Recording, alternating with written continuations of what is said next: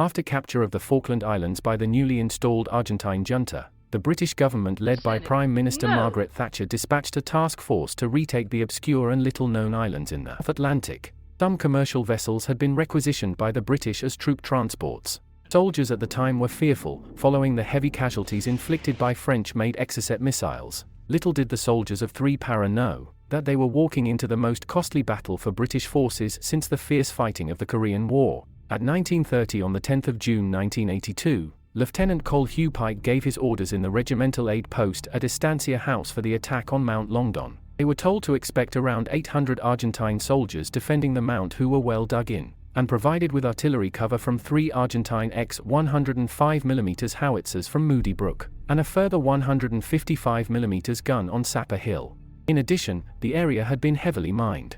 On the evening of June 11, 1982, 30-year-old Platoon Sergeant Manny Manfred was moving stealthily into position on Mount Longdon alongside the men of 3rd Battalion, Parachute Regiment, 3 Para, their faces streaked with camouflage paint and bodies laden down with grenades, anti-tank rockets and ammunition. The men moved like shadows at the foothills of the mountain, a 525-foot curtain of rock overlooking the Falkland Islands capital of Port Stanley. The soldiers were briefed that it would be a silent night attack, to avoid alerting the Argentinian defensive mortar, artillery and machine gun nests heavily entrenched in the rocks above. The wind was howling and the weather was raging, so that covered up some of the noise. But then one of the British assaulters stepped on a mine and blew his foot off, and the silent night attack suddenly became very noisy. The Argentine defenders rained mortar shells down on their position while the tracer bullets of their machine guns lit up the night.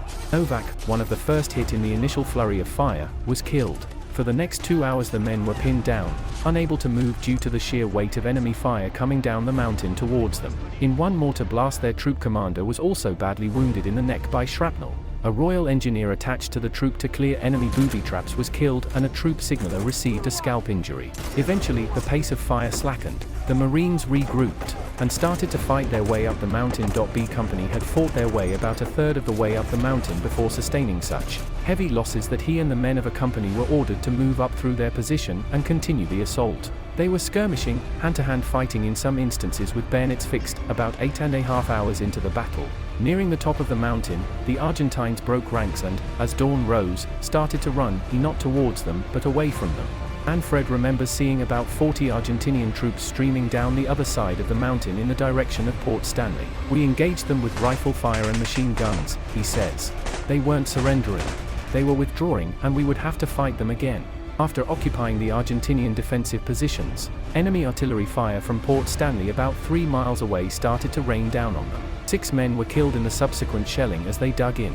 The mountain top was also littered with the bodies of Argentinian troops, who were buried in temporary graves. They covered the bodies of the fallen British soldiers with their waterproof ponchos until they could be evacuated back along the lines. They searched the Argentine bodies for information, but an awful lot of them were carrying letters from home and family photographs. The Battle of Mount Longdon cost 3 Para 23 dead, including attached personnel, and 43 wounded. Accounts vary on the Argentinian casualties, with between 30 to 50 killed, a similar number taken prisoner, and up to 120 wounded. By now the news of the Argentine surrender was spreading through the ranks and the surrounding British troops were starting to stream towards Port Stanley. Manfred and his fellow paratroopers were picking their way down through minefields on the southern slopes of Mount Longdon when news of the victory crackled over the radio. They were cheering, but nobody dared to move. An hour or so later he made it into Port Stanley where the white flags of surrender were flying. He recalls shaking hands with his sergeant major. It was only then that the penny really dropped, he says. It was over.